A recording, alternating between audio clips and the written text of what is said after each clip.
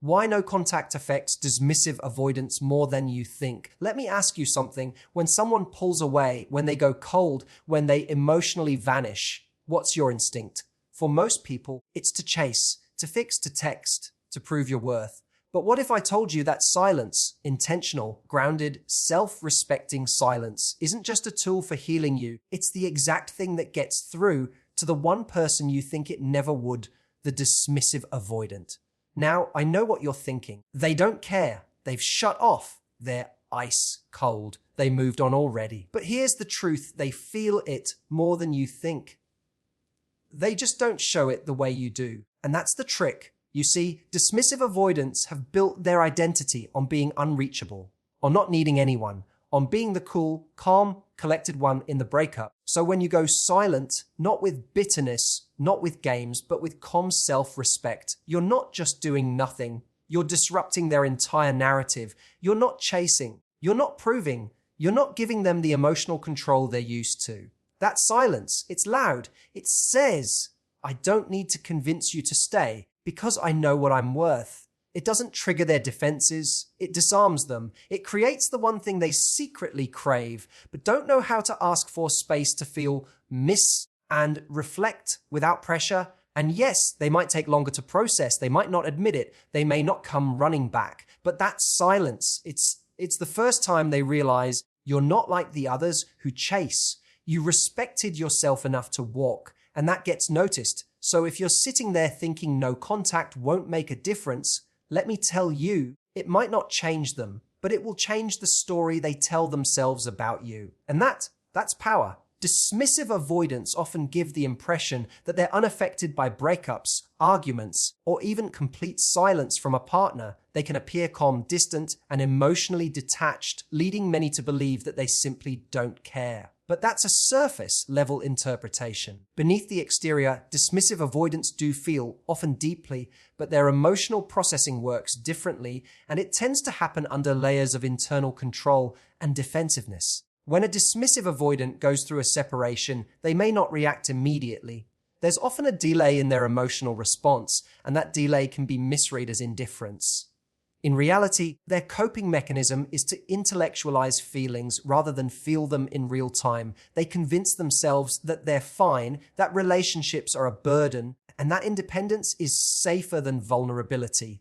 They've spent most of their lives building an identity around not needing anyone, so acknowledging emotional pain would threaten that identity. That's why their reaction isn't explosive or obvious. It's internalized, silent, and often unconscious. This doesn't mean they're heartless or immune to attachment. Quite the opposite. Dismissive avoidants do form emotional bonds, but those bonds feel threatening because they require a level of intimacy they've learned to avoid. So when a relationship ends, especially one that reached a level of emotional closeness they weren't prepared to handle, they shut down. It's not because they don't feel. It's because feeling is unsafe. They've learned to numb rather than engage, to retreat inward rather than express outward. What many don't realize is that no contact hits them where they least expect it, in the quiet. When someone goes silent, it removes the usual opportunities to reinforce their avoidance strategy. There are no dramatic texts to ignore, no arguments to validate their sense of being overwhelmed by emotional needs, no chase to justify withdrawal. Instead, there's just silence, and silence, while seemingly empty, becomes a mirror. It forces them to sit with thoughts and feelings they typically distract themselves from.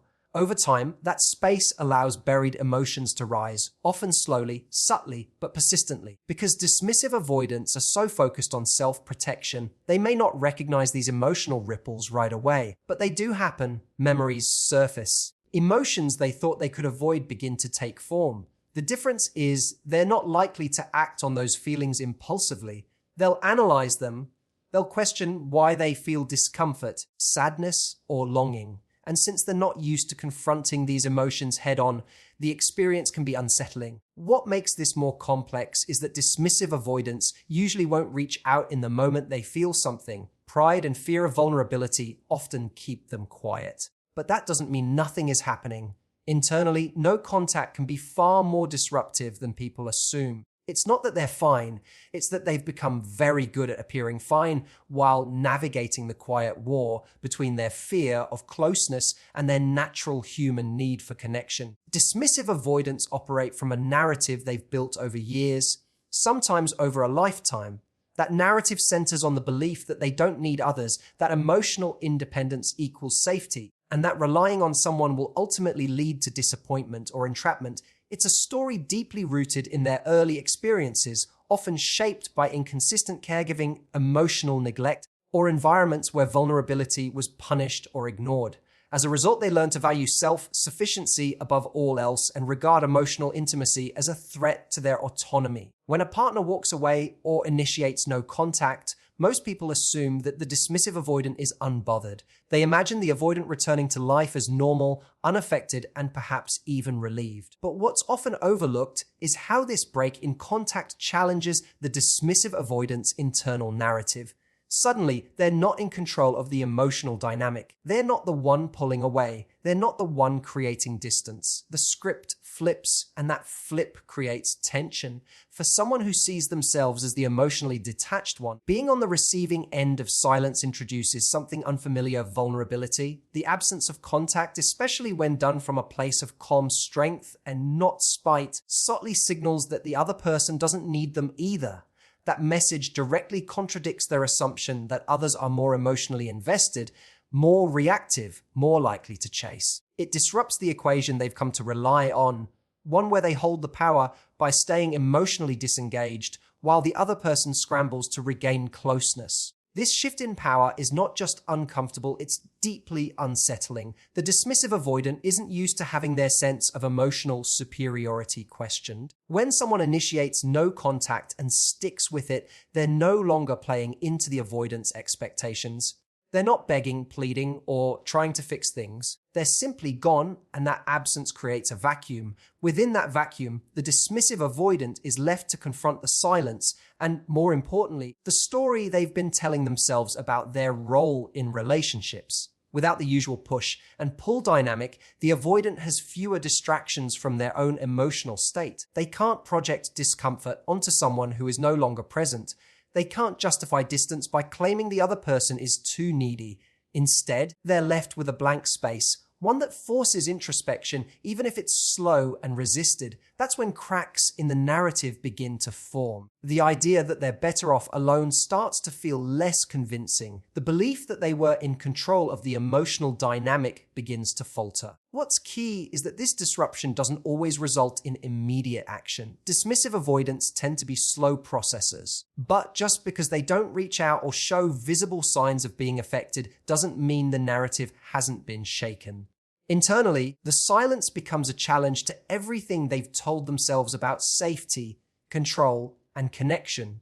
And once the narrative is disrupted, it's harder to go back to pretending they never cared. Silence, when used intentionally, is not about being passive or playing games. It is an active, powerful form of communication, especially in the context of dealing with a dismissive avoidant, where many people assume that contact, reassurance, and explanation are necessary to get through to someone. What actually cuts through the noise is calm, grounded silence. This isn't the kind of silence that screams resentment or punishment. It's the kind that radiates emotional self-respect. And to someone who's used to holding control in emotional situations, that kind of silence speaks volumes. Dismissive avoidants often operate in emotional dynamics where they are pursued, where others attempt to decode them, please them, or win them back. This consistent reinforcement allows them to stay emotionally protected while still receiving attention and validation. They can keep their guard up, remain distant, and still feel wanted. But when that cycle stops, when the other person disengages without drama or neediness, it shifts the dynamic completely. That quiet absence is not neutral. It sends a direct, powerful message. I don't need to perform for your approval, and I'm no longer willing to chase someone who won't meet me emotionally. This kind of silence undermines the emotional leverage dismissive avoidants are used to having. They often feel more comfortable when they sense someone else is emotionally invested enough to stay, to push, or to overextend. It allows them to feel safe while keeping distance. But the moment that reassurance is taken away without anger or hostility, the The dismissive avoidant is left in a space they don't know how to navigate. There is no longer a clear path to regain control through withdrawal or detachment because the other person isn't reacting in expected ways. They're simply gone, quiet, composed, and emotionally detached in their own right. What makes this silence so powerful is the calm behind it. It's not fueled by resentment, manipulation, or a desperate attempt to trigger a reaction. It's rooted in knowing your own value and no longer needing to prove it to someone who isn't showing up. That calm self-respect is deeply unsettling to someone who has built an identity around being unaffected. It forces them to question their assumptions, not just about you, but about themselves. Suddenly, they are no longer the one in control of the emotional tone, and that disruption often plants the seed of self-reflection. They may not admit it, they may not even act on it, but something in them recognizes that your silence isn't a void. It's a boundary, it's a demonstration of emotional maturity. It signals that you're not playing their game, and more importantly, that you don't need to. For a dismissive avoidant, who often equates emotional detachment with power, facing someone who walks away not with drama, but with dignity introduces an entirely new kind of challenge, one they can't control and one they can't easily dismiss. Dismissive avoidants have a complex relationship with emotional intimacy. On the surface, they may appear indifferent, self-contained, and even cold, but beneath that exterior is a nervous system trained to fear closeness and connection. They may desire love on a deeper level, but the moment it starts to feel emotionally intense or dependent, their internal alarm system goes off. That's when they pull away, emotionally, physically, or both. It's not because they don't care, but because connection feels threatening. The more someone reaches out, the more their defenses activate. That's why space isn't just helpful for them, it's essential. When a dismissive avoidant is given space, especially through no contact that's grounded in self-respect, it creates the kind of environment where they can process feelings without being overwhelmed. Unlike more anxious attachment types who want immediate reassurance and connection, dismissive avoidants need emotional distance in order to feel safe enough to even acknowledge their own emotions. Without pressure or the presence of someone trying to fix, pursue, or explain, they're more likely to reflect, to sit with thoughts they'd normally push aside, and to slowly start accessing the parts of themselves they typically shut down. No contact removes the need for defensiveness. There's nothing to push against, no emotional demands to resist, and no reason to armor up. This absence of perceived pressure allows them to soften internally, even if they don't express it outwardly. The mistake people often make is assuming that emotional growth or reflection has to look a certain way, usually immediate, verbal, or obvious.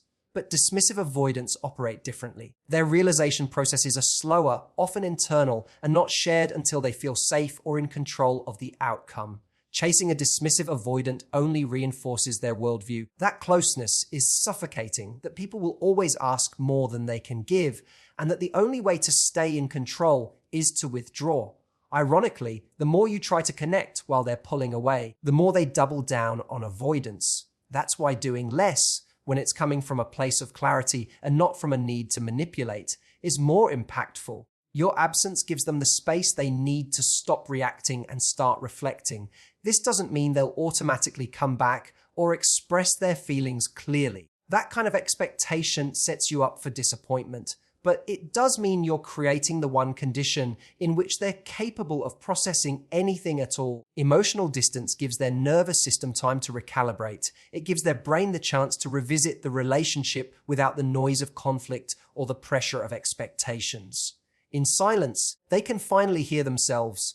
And what they often discover, once the static clears, is that your absence isn't just a relief. It's something they feel. It becomes a quiet signal that something valuable is gone, and because it left without force or fanfare, they're left to confront the truth without their usual defenses in place. No contact is often misunderstood as a tactic to win someone back, to spark jealousy, or to trigger a reaction. But when done correctly, it has little to do with the other person and everything to do with reclaiming your emotional dignity, especially in dynamics involving a dismissive avoidant. Going no contact is not about manipulation or revenge. It's about stepping away from a cycle that depletes you. It's about drawing a line where your needs, your peace, and your self-worth take priority over trying to make someone else choose you. With a dismissive avoidant, the emotional balance is often skewed. They may come close just enough to keep the connection alive, but pull back the moment they feel exposed. Over time, this creates an exhausting push-pull dynamic where you're left doing the emotional heavy lifting, constantly reassuring, explaining, initiating, and overanalyzing. The longer this goes on, the more you begin to abandon parts of yourself to keep the connection intact. Your boundaries blur, your self-esteem wavers, and the focus becomes, how do I get them to open up? Instead of, what do I actually need in a relationship? No contact breaks that pattern. It's a deliberate act of self-preservation. It says, I'm not willing to chase someone who isn't meeting me halfway. I'm not going to keep showing up for someone who only feels safe when I'm emotionally shrinking. That silence is not just absence, it's a recentering. You're taking the focus off of them and putting it back on yourself. You're saying, I matter more than waiting around to be chosen. That kind of clarity is powerful and rare. For the dismissive avoidant who is used to having control over emotional distance, this shift doesn't go unnoticed. It challenges their assumptions. They may have expected you to keep reaching out, to keep proving your worth, to keep fighting for closeness despite their withdrawal. When that pattern stops, it creates a disruption, not necessarily one they'll acknowledge out loud, but one they will feel. They may even experience it as a loss of control because for once, someone didn't stick around waiting for breadcrumbs. The important part is not what they do with that disruption, it's what you do with your own. Because no contact is not a waiting room. It's not a holding pattern where you pause your life in hopes that they return. It's a boundary that frees you from an emotional loop that wasn't serving you. It gives you space to rebuild your sense of worth outside of their approval, to recognize that you don't need to be someone else to be loved, and that real connection should feel mutual, not transactional. While it's true that no contact can prompt reflection in a dismissive avoidant, the real transformation happens within you. You stop performing. You stop proving. You start choosing yourself not in spite of them, but because you finally understand that you deserve someone who doesn't need distance to feel safe with you. So, if you've been stuck wondering whether your silence is making any difference, if you've questioned whether your absence is even being noticed, let me remind you of something important. Just because someone doesn't show emotion the way you do, doesn't mean they're not affected. Dismissive avoidants might not text you at 2 a.m. confessing regret. They might not come running with clarity and apologies, but the silence, the space, the boundary you drew out of self-respect, it lands. It lands in the space where their control used to live. It disrupts the emotional story they've relied on to stay safe. And even if they never tell you, it changes the way they see you. Because you didn't try to win them back. You didn't beg. You didn't chase. You simply stepped into your worth and let the silence speak for you. That's the moment everything shifts, not just for them, but more importantly for you. Because at the end of the day, no contact isn't a punishment. It's not a game. It's not revenge. It's a declaration, a quiet, powerful declaration that says, I'm not afraid to lose you if keeping you means losing myself. And that is where real power begins. Thank you so much for listening today. Whether you're navigating heartbreak, setting boundaries, or just trying to understand yourself better, know this. You are not too much, you are not too needy, and you are not alone. Keep choosing yourself, keep showing up with clarity, not chaos. And remember, your silence doesn't mean you don't care. It means you've started caring about the right person you. Take care of your heart, take care of your peace. And as always, thank you for being here. Goodbye for now.